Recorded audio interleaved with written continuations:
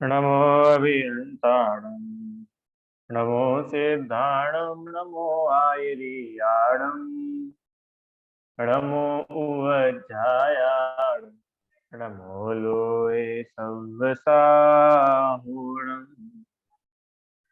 अविनाशी अविकार परम रसधामो समाधान सर्वज्ञ सहज अभिराम शुद्ध बुद्ध अविरुद्ध अनादि अनंत हो जगत शिरोमणि सेत सदा जयवंत ध्यान अग्नि कर कर्म कलंक सबे तहे नित्य निरंजन देव स्वरूपी है ज्ञायक ज्ञेयाकार ममत्व निवारिके तो परमात्म सिद्ध न हो सिर नायके। तो बोलिए अनंतानंत परम सिद्ध भगवान की जय। चलिए शुरू करते हैं।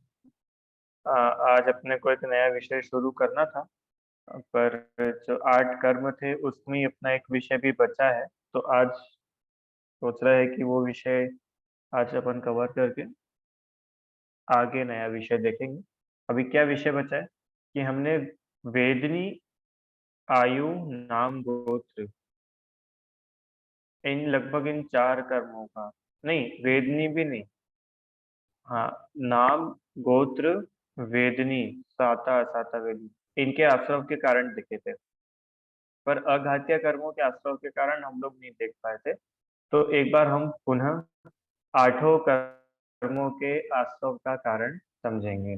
ठीक है, कर्म समझे, कर्मों का स्वरूप समझा, कर्म किस तरह जीव को अफेक्ट कर रहा है ये समझा, कर्म के उदय से जीव की कैसी अवस्था हो गई ये भी समझ लिया। समझ में आया ना। अब अपने को क्या समझना बचा है राम, कि ये कर्म का आश्रव होता किस वजह से। ज्ञानावरण कर्म अच्छा नहीं है, दर्शनावरण अच्छा नहीं है, वेदनी, आयु, अंतराय, ये सारे कर्म अच्छे नहीं हैं। तो क्यों नहीं है तो वो अपन ने समझ लिया। अब इन कर्मों से बचे कैसे, हम ऐसी क्या गलती करते हैं जिस वजह से ये कर्म बंधते हैं। ठीक है, तो अब अपन आज और लगभग शायद कल भी, मोस्ट प्रोबेबली आज ही हो जाएगा, कि 8 कर्मों का आश्रव किस वजह से होता है तत्वा सूत्र जी के आधार से देखेंगे। ठीक है, 8 कर्मों का आश्रव के कारण। चलिए शुरू करते। सबसे पहला ज्ञानावरण दर्शनावरण कर। हम्म 6वां अध्याय तत्वार सूत्र। 8 कर्मों में प्रत्येक के आश्रव के कारण, प्रत्येक कर्मों के आश्रव के कारण, कि वे कारण जिनसे उस कर्म का अनुभाग अधिक बनता है। अनुभाग मतलब फल देने की शक्ति। ठीक है, तो वो कर्म बन रहा है, तो वो कौन कौन से कारण है जिनसे वो कर्म अधिक शक्तिशाली बन जाता है या कर्म अधिक रूप से बंधता है। ठीक है, चलिए सबसे पहले ज्ञानावरण और दर्शनावरण कर्म के आश्रव का कारण अपन देखते हैं। ज्ञानावरण और दर्शनावरण कर्म के आश्रव के कारण मुख्य 6 बताए हैं। कौन कौन से? प्रदोष, निन्हव, मात्सर्य, अंतराय, असाधन और उपघात। एक एक बार आप लोग बोल लो इसको, बस याद नहीं करना है, मैं पूछूंगा भी नहीं परीक्षा में, पर एक बार बोल जरूर लो। क्या है? प्रदोष, रुचि आंटी, निन्हव, मात्सर्य, अंतराय, असाधन और उपघात। ये 5-6 प्रकार के ज्ञानावरण और दर्शनावरण कर्म के आश्रव के कारण हैं। ठीक है यार, हम चलो अब एक एक के बारे में एक एक लाइन में समझते थोड़ा। ये प्रदोष मतलब क्या होता है? प्रदोष मतलब कि तत्व की बात के प्रति मन में ईर्ष्या या नहीं सुनना। तत्व की बात मतलब जिनवाणी की बात, भगवान की बात, देव शास्त्र गुरु की बात, सर्वज्ञ की वाणी, जिनवाणी, मुनिराजों द्वारा लिखित शास्त्र, विद्वानों द्वारा प्रकाशित मोक्ष मार्ग, है ना? पूर्वाचार्य द्वारा प्रणीत जितने शास्त्र है, प्रवचन है, और सात तत्व को बताने वाली, मोक्ष का स्वरूप बताने वाली, जीव अजीव का स्वरूप बताने वाली, ऐसी जितनी ही बातें हैं, उनके लिए मन में क्या होना? मन में ईर्ष्या होना। समझ में आया? मन में ईर्ष्या होना मतलब क्यों? तत्व के प्रति मन में ईर्ष्या होती है क्या? हम्म? तत्व के प्रति, जिनवाणी के प्रति मन में ईर्ष्या, या जिनवाणी को सुन रहा है, सुना, कोई सुना भी रहा हो, कोई बता भी रहा हो, तो उसको मना कर देना, उसको नकार देना, नहीं सुनना, चलती हुई जिनवाणी भी नहीं सुनना, ये सब ज्ञानावरण दर्शनावरण कर्म के आश्रव का कारण है। अब इसका आपको एक उदाहरण देता हूं मैं। ऐसा होता है क्या कभी? क्यों? और हम, कभी ऐसा होता है कि कोई व्यक्ति जिनवाणी सुनने से ईर्ष्या करने लग गया, जिनवाणी से ईर्ष्या करने लग गया? अरे बहुत बार ऐसा हो जाता है। बहुत सारे कारण ऐसे बन जाते, क्या बन जाते? हमको इनके प्रवचन नहीं सुनना, हमको इनके शास्त्र नहीं पढ़ना, हम तो बस इन्हीं के शास्त्र पढ़ेंगे, बाकी दुनिया में जो आ जाए हम उनको तो देखेंगे नहीं, उनके शास्त्र खोलेंगे भी नहीं। अब ये जितना भी मन में ईर्ष्या का भाव है, उनसे द्वेष का भाव है जिनवाणी के प्रति, और हम, वो भाव क्या है? ज्ञानावरण दर्शनावरण कर्म के आश्रव का कारण, प्रदोष नाम का आश्रव का कारण है। ठीक है? जिनवाणी के प्रति द्वेष, ये तो वहां से छपी हुई है, ये तो इन्होंने लिखी है, ये तो इन्होंने बोला है, हम इनको नहीं मानते हैं, ये गलत गलत बताते हैं, ये जितनी भी बातें हैं, ये सब क्या है? ज्ञानावरण कर्म बनता है इससे। सीधा सीधा आत्मा के ज्ञान गुण का घात होता है। समझ में आया? आइए दूसरा, निन्हव। निन्हव मतलब जानते हुए भी छुपाना। अब जानते हुए भी छुपाने से बहुत सारी चीजें होती है इसमें। अब हम इसको डायरेक्ट जिनवाणी से कनेक्ट नहीं करेंगे, जनरलाइज करते थोड़ा। कैसे जनरलाइज? बहुत सारी बातें ऐसी होती है जो हमें पता तो है, पर पता होते हुए भी हम उसको नहीं बताते, किसी के साथ शेयर नहीं करते, छुपाते हैं। अरे होता है कि नहीं होता है ऐसा? उदाहरण दूं, थोड़ा सा सिंपल करूं, महिलाओं के लिए उदाहरण देते, सुनना भैया सब। उदाहरण किसके ऊपर दे दे? चलिए, रीता आंटी। मान लो रीता आंटी को एक बहुत टेस्टी चीज बनाना आती है ना? क्या बनाना आता है? समोसे। वो मैदे के नहीं, आटे के, घर के शुद्ध समोसे बनाना आते हैं, तो कचौरी बनाना आती है। अब आती है, अब किसी ने इनसे पूछा कि आपके हाथ की कचौरी बहुत अच्छी लगती है, हमको भी बता दो। अब इनको आता है, और आते हुए भी ये छुपा रहे हैं, ये नहीं बता रहे हैं, अपनी आती हुई चीज भी किसी के साथ में शेयर नहीं कर रहे।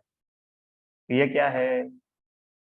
कचौरी बनाने की कला जानते हुए भी छुपा रहे हैं। ये ज्ञानावरण का, दर्शनावरण का आश्रय हो रहा है अपने को। तो क्या मतलब हम हमारी कचौरी बनाना सिखा दे सबको? हाँ तो सिखा दो, क्या दिक्कत है? वो भी बेचारा बना के खाएगा। समझ में आए? ये तो एक उदाहरण दिया मैंने कि अपने पास में कोई कला हो, अपने पास में कोई आर्ट हो, स्किल हो, वो अपने तक ही रखना, किसी के साथ शेयर नहीं करना। हम कुछ चीज जानते हैं, जानते हुए भी छुपाना, ये क्या है? ये ज्ञानावरण दर्शनावरण के आश्रय का है। समझ में आया क्या? बच्चों समझ में आया क्या? आराम, थोड़ा सिंपल एग्जांपल दूं? नहीं समझ में आ गया? इजी है कि हम कुछ चीज जानते हैं और वो हम किसी से छिपा रहे हैं, हम उसको बता नहीं रहे। ये कर्म का आश्रय कर रहा है ज्ञानावरण दर्शन। चलिए थर्ड, मात्सर्य। तीसरे नंबर का कारण क्या है? मात्सर्य। मात्सर्य मतलब दूसरे आगे नहीं बढ़ जाए, इसलिए नहीं बताना। होता है कि नहीं? ये बच्चों के साथ में बहुत होता है, बड़ों के साथ भी होता होगा, बच्चों के साथ में होता है। जैसे अब एक ही बच्चा दिख रहा है सामने, और हाँ सुनो, तुम्हें मान लो मैथ्स की एक बहुत डिफिकल्ट थ्योरम है। थ्योरम वगैरह पढ़ी तुमने स्कूल में? पढ़ी है ना, ठीक है। तो कोई बहुत डिफिकल्ट थ्योरम है या गणित का बहुत डिफिकल्ट सवाल है, वो पूरी क्लास में अकेला तुमको ही आया। अब कल एग्जाम है, हाँ, और बाकी टीचर भी आ जाए नहीं स्कूल, तो बच्चे आकर के तुमसे पूछ रहे, हमको भी बता दो, हमको भी बता दो, हमें समझ में नहीं आया, तुमको समझ में आ गया तो हमको समझा दो। तो अरम भैया क्या सोच रहे हैं कि नहीं नहीं, अगर मैं इनको बता दूंगा तो ये लोग मुझसे आगे निकल जाएंगे, नहीं मैं इनको ये नहीं बताऊंगा और मैं एग्जाम में टॉप करूंगा, ये सब लोग कम नंबर वाला है। अब ये जो भावना थी आपके अंदर, आपको आ भी रहा था और आपने नहीं बताया। क्यों नहीं बताया? कि कहीं ये मुझसे आगे ना बढ़ जाए, कहीं इनकी वाहवाही ना हो जाए। हम्म। अब मैंने तो इनको बता दिया, कहीं इन्होंने ये नहीं बोला कि मैंने इनसे सीखा है, तो ये तो सारा क्रेडिट खुद ही ले लेंगे, ये मुझसे आगे बढ़ जाएंगे, इनके ज्यादा फॉलोअर्स हो जाएंगे और पता नहीं क्या क्या। समझ में आया रुचि आंटी क्या बोल रहा हूँ? ये ज्ञानावरण दर्शनावरण कर्म के आश्रव का कारण है। और हम समझ में आ रही है बात? कभी भी भैया ऐसा सोचना तक अपने मन में विचार भी नहीं लाना कि ये मुझसे आगे बढ़ जाएगा। अरे कोई किससे क्या आगे बढ़ेगा बताओ? पता है, आपकी योग्यता कोई आपसे छीन ही नहीं सकता, कभी नहीं छीन सकता। आपकी योग्यता कोई आपसे कभी नहीं छीन सकता, चाहे जो हो जाए। और ये चीजें तो ऐसी है कि आप दूसरों को बताते हो ना, तो दूसरे को बताने से तो ज्ञानावरण दर्शनावरण कर्म की निर्जरा होती है। इससे आपका ज्ञान और खिलेगा और बढ़ेगा। आपने एक शब्द सुना होगा ना, ज्ञान बांटने से। ज्ञान बांटने से कब होता है? बढ़ता है। अब कैसे बढ़ा ज्ञान बांटने से? कि आप ज्ञान बांटोगे, आपके मात्सर्य नाम के आश्रव नहीं होगा, तो आपके ऑटोमेटिकली ज्ञानावरण की निर्जरा होगी, तो निर्जरा होने से आपका ज्ञान खिलेगा, आपका ज्ञान बढ़ेगा। समझ में आया? चलिए बोलिए रीता आंटी। जैसे एक मतलब प्रश्न पत्र देते हैं, ये मंदिर जी भी देते हैं, तो फिर हाँ अपन एक दूसरे को अपन चाहते हैं कि अपन पूरा लिखे, सब लोग कोई टिपते हैं अपने, तो फिर उस हाँ। समय भी देना क्या? ठीक है, ये बढ़िया, ये मेरे मन में आया था, मैंने सोचा था कि इसके बाद कवर करूंगा या कुछ आगे आएगा तो उसमें बताऊंगा। अब आपने पूछ ही लिया तो अभी बता देता हूँ। समझ में आया इनका प्रश्न? एग्जाम देते हैं, जैसे मंदिर में परीक्षा हो रही है, अभी थोड़े दिनों बाद मोस्ट प्रोबेबली इस संडे को आप लोगों की परीक्षा होगी, लेवल 4 की, है ना? या स्कूल में एग्जाम हो रही है, कहीं की भी एग्जाम हो रही है। अब आपने तो बोला है कि अपने को आए और किसी से छुपाओ, तो ये तो ज्ञानावरण के आश्रव का कारण है। अब एग्जाम में कोई हमसे पूछ रहा है, तो उसको आंसर बताना है कि नहीं बताना है अगर? हम्म। नहीं बताना है पक्का? हाँ। क्यों, फिर उसके पास होने में अंतराय नहीं डल जाएगा? अपन उसके पास होने में अंतराय डालेंगे कि नहीं? और अपन छुपाएंगे तो अपने ज्ञानावरण का असर होगा कि नहीं? तो वो बोल रहे बिल्कुल नहीं होगा, तुम बिल्कुल टेंशन मत लो। क्यों? अरे न्याय नीति पूर्वक आचरण किया जाता है। अन्याय अनीति पूर्वक कोई भी काम करोगे तो वो तो पाप को ही बांधेगा, चीटिंग होगी। न्याय, न्याय करना चाहिए, अन्याय नहीं। और अपने को ऐसा लग रहा है कि अपन ने उसको आंसर बता के उसकी हेल्प करी है, पर सही महीने में देखे ना, तो अपन ने उसकी हेल्प नहीं करी है, उल्टा उसका नुकसान करा है। क्यों नुकसान कर रहा है? वो तो अच्छे नंबर से पास हो गया, कि भले उसको अभी अच्छे नंबर आ गए, पर जो टॉपिक उसको पूरे जीवन के लिए क्लियर हो सकता था, वो विषय अब वो कभी पढ़ने ही नहीं वाला है, ना उसको कभी याद हो। ये तो मेरे खुद के अनुभव है स्कूल टाइम के, कि जो मैं एग्जाम में खुद पढ़ करके जाता था ना अच्छे से, उनमें से कितनी चीजें तो ऐसी है जो मुझे आज तक अभी भी याद है, या उसको एक आध बार देखूंगा तो याद आ जाएगी। और जो चीजें मैंने पढ़ी नहीं थी, ये सोच के गया था कि आगे वाला पढ़ के आएगा, अपन उसका टीप लेंगे और एग्जाम में लिख लेंगे। अब वो चीजें ऐसी है कि वो आज तक भी मुझे याद नहीं, आज तक भी वो समझ में नहीं। बहुत सारी चीजें होती है ऐसी, साइंस में कितने डायग्राम होते हैं, डायग्राम की लेबलिंग होती है, या गणित के सवाल होते हैं, कितनी परिभाषाएं होती है जो हमको याद नहीं होती, तो क्या होता है, बांट लेते कि भैया शुरू के 5 चैप्टर तुम याद करके आना, 2 तुम कर लेना, 2 तुम कर लेना, और मैं तुम सबका पूछ के पास हो जाऊंगा। कि भैया तुम पास तो हो जाओगे, पर वो दिमाग में कभी नहीं बैठे। ठीक है भैया, बच्चों सब सुन रहे हो कि नहीं सुन रहे हो? चीटिंग करने से आप पास हो जाओगे, नो डाउट। अगर आपका थोड़ा बहुत भी पुण्य का उदय रहा, आप नहीं पकड़ाए, आपको किसी ने पकड़ा नहीं, तो हो जाओगे पास, उसमें कोई बड़ी बात थोड़ी है। पर उस सब्जेक्ट पर आपकी कमांड नहीं होने वाली है। और इसमें एक बात और जोड़ूं, चीटिंग नहीं कराने वाला तो ज्ञानावरण कर्म की निर्जरा करता है, और चीटिंग करने वाला ज्ञानावरण कर्म बांधता है। जो व्यक्ति चीटिंग करता है ना परीक्षा में, उसके ज्ञानावरणी कर्म का आश्रय बंद होता है। क्यों? क्योंकि वो अपने ज्ञान को खिलने ही नहीं दे रहा है, वो अपने ज्ञान को एक्सपांड होने ही नहीं दे रहा है। उसने तो इतना संकुचित कर लिया है कि बस अपन तो बस रात भर सोएंगे नहीं, मोबाइल चलाएंगे, कुछ भी करेंगे, और अगले दिन परीक्षा में जाके पास हो जाएंगे। क्यों? क्योंकि यार हम पढ़ाई करके आएगा ना, अपन उसका टीप के पास हो जाएंगे। तो भैया तूने आश्रय करा है ज्ञानावरण कर्म का, समझ में आया? चलो। आराध्या का कहना है कि एग्जाम के पहले बताना चाहिए था। कोई बात नहीं, अब अगले एग्जाम में ध्यान रखना। अभी तो और एग्जाम्स आएंगी। ठीक है भैया, ना चीटिंग करना, ना चीटिंग कराना, फिर हम दोस्तों की नजर में बुरे बन जाएंगे, सब हमको घमंडी बोलेंगे। क्यों? और हम अपन दोस्तों को चीटिंग नहीं कराएंगे तो अपने को घमंडी बोलेंगे ना सब लोग, ये तो बहुत घमंडी है। हाँ, खुद पढ़ लेता है और अपने को बताता भी नहीं। तो भैया सच्चा दोस्त तो वो है जो खुद भी पढ़े और अपने दोस्तों को भी पढ़ाए। ऐसा नहीं कि खुद खुद तो पढ़ लो और दोस्तों को पंगु बना करके रखे कि चलो बहुत बढ़िया, तुम लोग खूब चीटिंग करना और खूब एग्जाम में फेल होते रहना, मैं अकेला पास हूँ। तो ये तो स्वार्थीपना है। नहीं, कभी ऐसा नहीं। तो और जो दोस्त ऐसा सोचता है ना कि तुम घमंडी हो, चीटिंग नहीं कराते, वो दोस्त सच्चा दोस्त ही नहीं है। अरे सच्चा दोस्त तो वो है जो खुद भी पढ़े और आपको भी पढ़ने के लिए मोटिवेट करे। हम्म, ठीक है। अब एक और प्रश्न आया भैया का, चीटिंग करने वाला बुरा है या चीटिंग कराने वाला बुरा है? बोलो, चीटिंग करने वाला बुरा है कि चीटिंग कराने वाला बुरा है?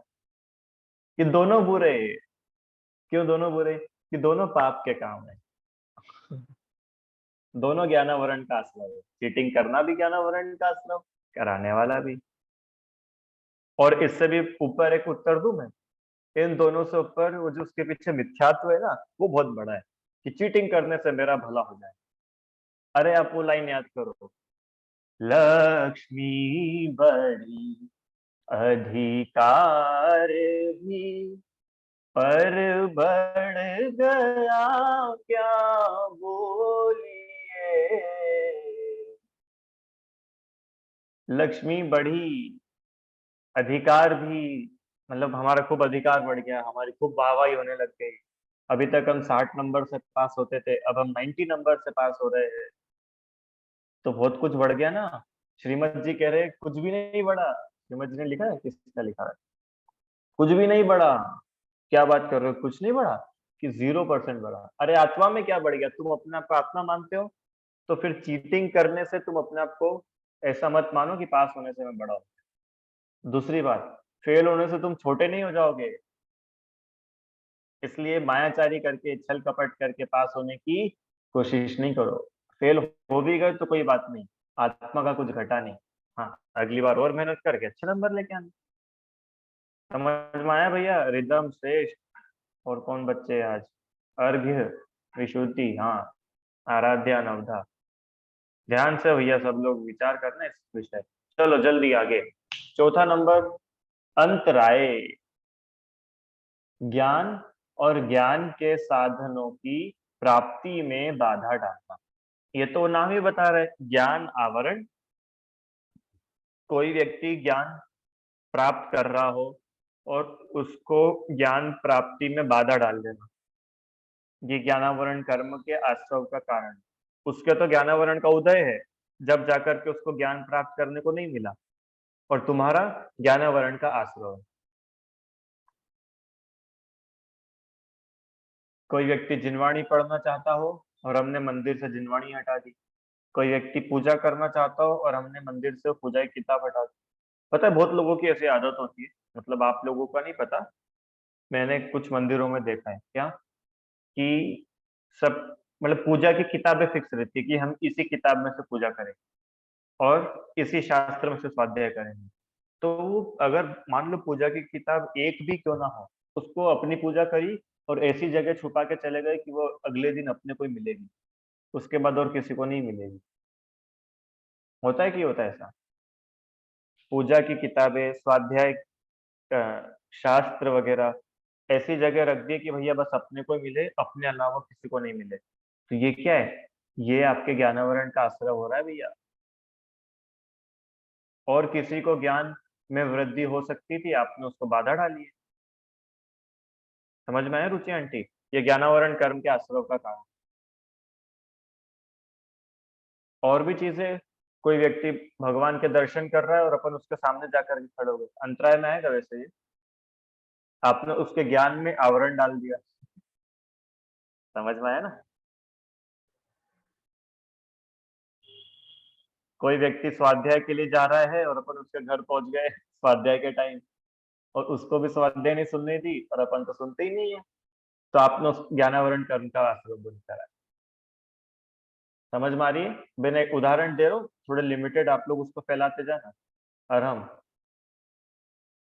क्या बोला उन्होंने? अंतराय डालना ज्ञान और ज्ञान के साधनों की प्राप्ति में।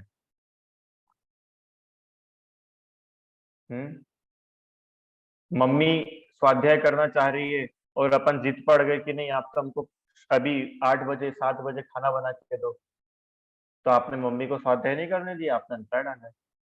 ज्ञानावरण कर्म का बंधन। समझ में आ रहा है? ये वैसा आप लोग उदाहरण बना बना के लाओ तो मजा आएगा। ये मैं आपको शेयर कर दूंगा। पॉइंट तो समझ में आ गया? एक एक उदाहरण आप लोग बना करके लाना कल, तो समझ में आएगा कि भैया कितना कितना लोगों को समझ में आया है। चलिए, पांचवा, असाधन पर के द्वारा प्रकाशित होने वाले ज्ञान को रोकना। प्रकाशित होने वाला ज्ञान मतलब कोई पर व्यक्ति है, कोई थर्ड पर्सन है, उसके द्वारा एक्सप्रेस होने वाला ज्ञान है, उस ज्ञान को आपने रोक दिया। ये असाधन। ठीक है, सरल है। उपघात, उपघात ज्ञान को अज्ञान कहकर के नष्ट कर देना। ज्ञान की बात हो, शास्त्र की बात हो, ज्ञानी की बात हो, और उसको ये कह करके एक तरफ कर देना कि यार ये तो अज्ञानी की बात है, अरे इसमें तो कोई दम नहीं है, अरे इसको तो अलग करो, अरे इसमें क्या बात है, हम तुमको अच्छी बात बताते। तो ये ज्ञानावरण कर्म का स्रोत है, उपघात नाम। ठीक है, और समझ में आ रहे हैं पॉइंट्स? चलो आगे। ये हुए ज्ञानावरण दर्शनावरण, दो कर्म के आश्रव का कारण। चलिए अब देखते क्या है। तीसरा, वेदनी कर्म के आश्रव का कारण।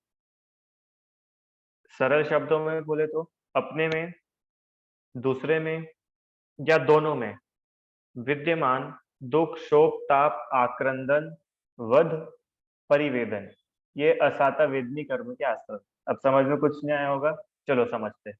वेदनी कर्म के कितने भेद, जल्दी बताओ। वेदनी कर्म के कितने भेद? अर्घ्य। वेदनी कर्म के कितने भेद? 5? नहीं, 2। कितने हैं? 2 भेद। कौन कौन से 2 भेद? साता वेदनी और असाता वेदनी। ठीक है, तत्वार्थ सूत्र में कर्मों का क्रम थोड़ा अलग है, तो अपन इसी के आधार से अभी चलें। चलिए, ज्ञानावरण, दर्शनावरण, वेदनी, अभी मोहनी बाद में आएगा। तो क्या है इसमें, सुनो। असाता वेदनी, आप लोग असाता वेदनी चाहते हो कि नहीं चाहते हो? बोलो भाई, आप लोग असाता वेदनी कोई चाहता है क्या? कि असाता वेदनी तो कोई नहीं चाहता, साता वेदनी तो फिर भी कोई चाह ले, पर असाता वेदनी तो कोई कितना बड़ा अज्ञानी भी होगा, जिसको ये भी पता नहीं होगा कि कर्म होते कि नहीं होते, वो भी असाता वेदनी तो नहीं चाहेगा, नहीं चाहता ना कोई भी असाता वेदनी। तो तभी असाता वेदनी का आश्रव बंध किस वजह से होता है वो अपन देखेंगे।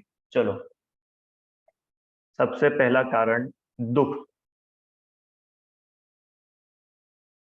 माने पीड़ा रूप आत्म परिणाम, दुखी होना। सबसे पहला क्या कारण है? दुखी होना। जो जो वर्तमान में दुखी होता है वह भविष्य में भी दुखी होता है। और हम अर्घ क्या बोला, जो प्रेजेंट में भी दुखी है ना, वो पक्के में फ्यूचर में भी दुखी रहेगा, और जो प्रेजेंट में हैप्पी है वो फ्यूचर में हैप्पी रहेगा। एक लाइन मैंने आपको सुनाई थी पहले, भी वापस से बताता, जिन्हें दुखी नहीं होना हो वे दुखी ना हो। मतलब अरम, कि जिन्हें भविष्य में दुखी नहीं होना है ना, वो लोग क्या करो कि वो अभी वर्तमान में अभी दुखी मत हो, अभी प्रसन्न रहो। अरे कितने से कितनी तुम्हारे ऊपर बड़ी से बड़ी प्रतिकूलता आ जाए, दुखी नहीं हो, शांत रहो। तो इसके फल में क्या होगा? साता वेदनी का आश्रय होगा, असाता वेदनी का आश्रय नहीं होगा। समझ में आया पहला दुख। चलो, दूसरा शोक। शोक मतलब इष्ट के वियोग में आकुलता। इष्ट इष्ट का वियोग मतलब ये अपन पढ़ चुके थे कि जो हमारी प्रिय वस्तु है, हमें जिससे राग है, जिससे जुड़ाव है, ऐसे किसी वस्तु का वियोग हो जाना, ऐसी कोई वस्तु हमसे दूर हो जाना, ये कहलाता है इष्ट वियोग। तो ऐसे इष्ट वियोग के सिचुएशन में, ऐसी परिस्थिति में हम व्याकुल हो जाए, हम घबरा जाए, हाँ, हम परेशान होने लगे, तो क्या है? ये असाता वेदनी के आश्रम का कारण।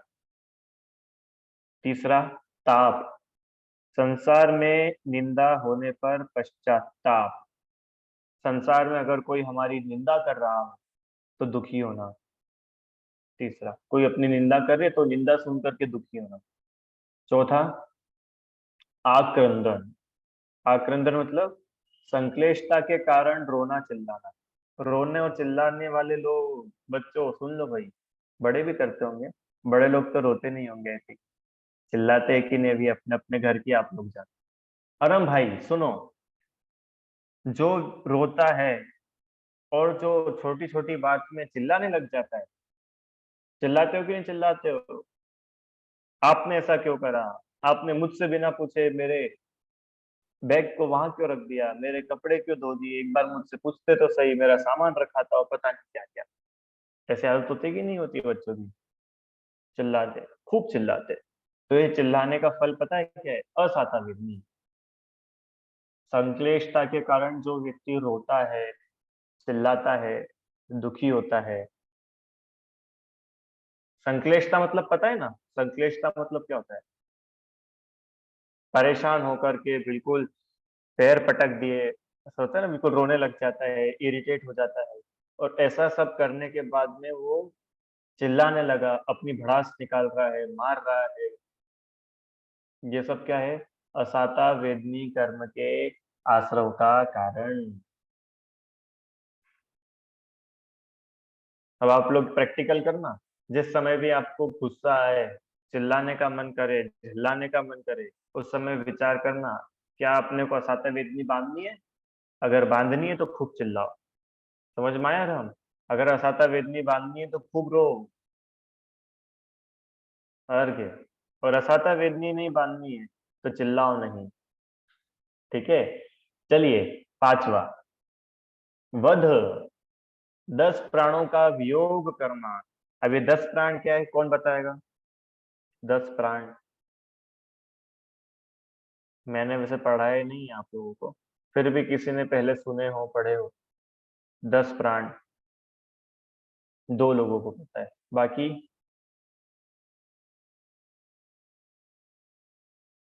3। चलो,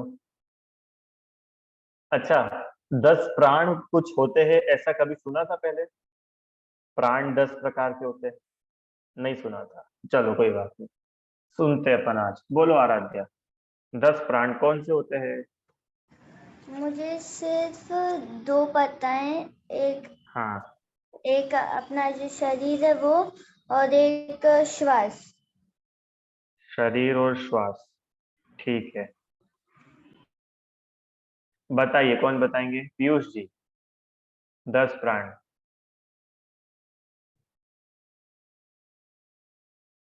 जय जिनेन्द्र।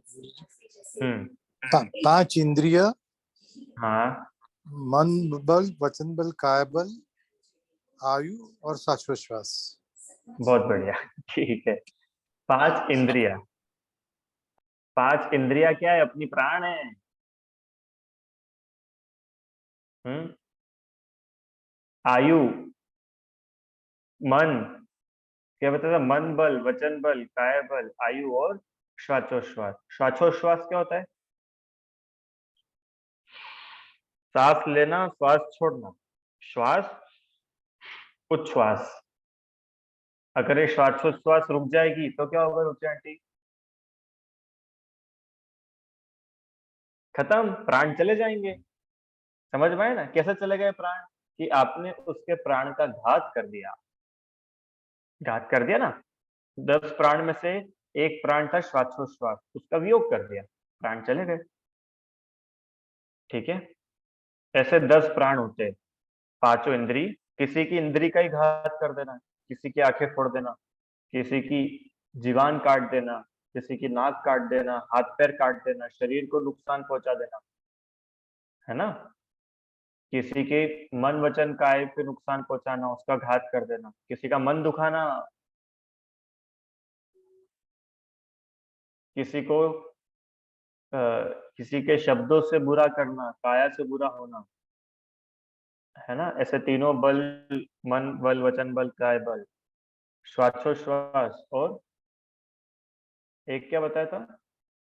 श्वासोश्वास, मन वचन काय बल और आयु। आयु, यस, आयु। आयु तो है ही प्राण। आयु कर्म में पढ़ा था कि जितने समय तक आत्मा शरीर में रहेगा, आयु पूरी हुई तो उसका प्राण गए। अपन बोलते ना इनके प्राण चले गए। कैसे प्राण चले गए?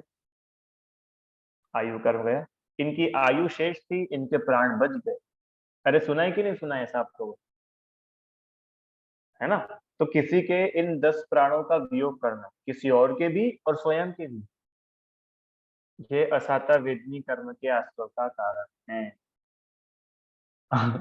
और अगला वाला सुनो, बच्चों के लिए स्पेशल। बच्चों के लिए स्पेशल सुनो अगला वाला। परिवेदन। परिवेदन क्या है? कि ऐसा रोना कि सुनने वाले को दया पैदा हो जाए। क्यों रोते हो कि नहीं रोते हो ऐसे? हाँ, लोगों का अटेंशन, अटेंशन लेने के लिए। हम्म। अब क्यों? मम्मी से, मम्मी ने डांट दिया तो ऐसे रो रहे हैं चिल्ला चिल्ला करके, घर में सबको पता चल जाए क्या कि आज तो अर्घ्य को बहुत डांट पड़ी है। तो फिर इधर से दादी प्यार कर रही है, इधर से दादा लड्डू खिला रहे हैं, इधर से पापा बाजार घुमाने ले जा रहे हैं। क्यों? अपन तो ऐसा रो कि सबको अपने लिए दया हो जाए, सब अपने पर दया करने लग जाए। ये जो मायाचारी है ना, असाता वेदनी का कारण है। समझ में आई? ये मायाचारी है। और हम रो रो करके सबको बताएंगे कि हम कितने परेशान। बच्चों में ही नहीं होता है, बड़ों में भी होता है ऐसा। हाँ, बहुत लोगों की आदत होती है ना, रो रो करके ब्लैकमेल करते, रो करके ब्लैकमेल करते। उनके जरा सी बात नहीं मानी, रोने लग गए। अब रोने लग गए तो चलो कोई बात नहीं, तुम रो नहीं, तुम्हारे लिए हम लेकर आ जाते हैं। अच्छा, तुमको सोने का नेकलेस चाहिए, दिला देंगे, तुम रो मत, शांत हो जाओ। तो ये क्या है? आपने रो रो करके दया पैदा कराई है। असाता वेदनी का असर। समझ में आया? अर्घ्य, असाता वेदनी का। आगे, और ये दुख आदि सभी, ये जो बताया ना, दुख, शोक, ताप, आक्रंदन, वध और परिवेदन, 6 चीजें, ये सभी या तो स्वयं करें या दूसरों को कराएं, या तीसरा खुद और दूसरा दोनों को करे। आप व पर दोनों को करे, ये तीनों ही आश्रव के कारण हैं। या तो खुद करे ऐसे काम, या खुद दूसरों को ऐसा करा दे। आप दूसरे को ऐसा रोने पर मजबूर कर दो कि उस लोगों को उसके ऊपर दया आ जाए, ये आपके लिए असाता वेदनी का आश्रम। स्वयं भी ऐसे रो कि लोगों को, रोना एक उदाहरण है, रोना, चिल्लाना, गिड़गिड़ाना, ये सब बात आ जाएंगी। ये सब ही असाता वेदनी कर्म के आश्रव का कारण है। चलिए, अब जिस हिसाब से अपनी स्पीड बढ़ रही है, मुझे लगता है कि कल और ये विषय अपना चलेगा। अब साता वेदनी कर्म के आश्रव क्या क्या है, इसके बारे में अपन कल चर्चा करेंगे। थोड़ा बड़ा विषय है, कल आराम से इसको देखेंगे कि साता वेदनी कर्म कैसे बनते हैं। अभी तक तो आज अपन ने 3 चीजें पढ़ी, ज्ञानावरण, दर्शनावरण और साता वेदनी, तीनों नेगेटिव। अब कल थोड़ा पॉजिटिव भी देखेंगे कि भैया कुछ अच्छा भी हो जाए हमारे साथ, हम क्या करें ऐसा कि आप ये सारे काम करना तो आपके साथ भला होगा, तथास्तु। ठीक है यार, के ये सारे काम करना है तो अच्छा होगा आपके साथ। क्या काम करना है वो अपन कल देखेंगे। चलिए, अब 2 प्रश्न हैं, उनको अपन लेंगे। अगर किसी की भलाई के लिए उस पे चिल्लाते हैं तो भी असाता वेदनी कर्म बंधता है क्या? यहाँ पे लिखा ना, चिल्लाने से असाता वेदनी कर्म बनता है। कहाँ गया? ये कहाँ है ये? आक्रंदन, चिल्लाने से असाता वेदनी कर्म बनता है। तो हम किसी की भलाई के लिए, मान लो मम्मी अपने बच्चे को डांट रही है, तो ऐसे बोल बोल के तो नहीं डांटेगी, अर्घ बेटा पढ़ाई कर लो, ऐसे डांटती क्या मम्मी? प्यार करके डांटती तो खतरनाक डांटती है बिल्कुल, चिल्ला करके। तो मम्मी का ऐसा प्रश्न है कि हमने अर्घ्य को ऐसे चिल्लाया तो क्या हमारे असाता वेदनी कर्म का आश्रव बंद हुआ क्या?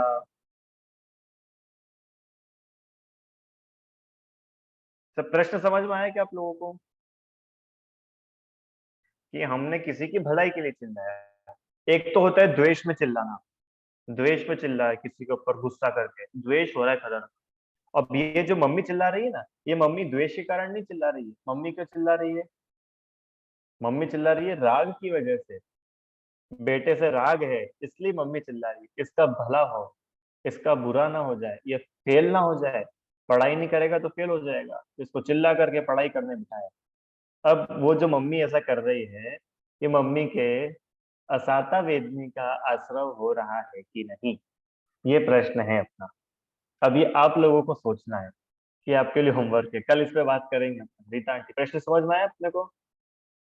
माता अपने बच्चे को प्रेम से उसके भले के लिए चिल्ला रही है, तो वो असाता वेदनी के आश्रव का कारण हुआ कि नहीं हुआ?